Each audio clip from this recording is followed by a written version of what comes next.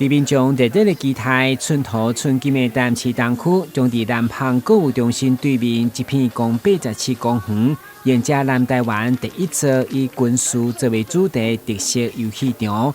因为这早期就是属于陆军进驻的平时营区，经过土地征收中划以后，伫1公顷的范围内，除了规划活动中心，市府教育局嘛编列1200万要来打造公园。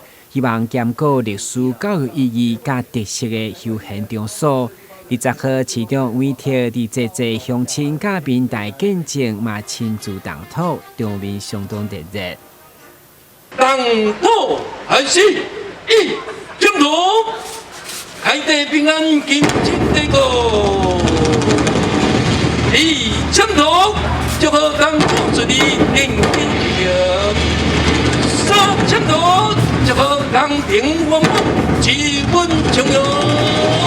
掌声鼓励来祝贺。因为我们这是在我任内从第一座特色公园，是到现在在动土的第16座特色公园哈，所以说我们希望说能够有更多的特色公园，让亲子、让孩子、让我们小朋友、大朋友都能够玩得开心、玩得尽兴。因为以前一般的公园有绿地、有树木，当然很好。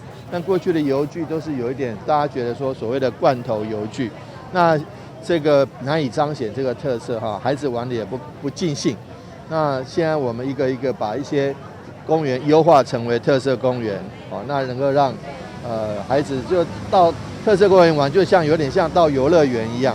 那这样子，我想对于不管是遛小孩或者亲子在假日的时候，能够好好的这个。一起玩在一起，那是很开心的。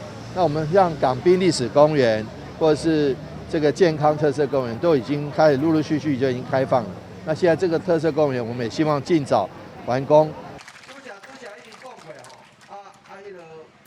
该特色游戏场伫动土以后，预计3月进场时间，工期大约9个月，预计今年底就完工。对了，这片精华地段，佮加添观光休闲的机能，活化经济发展。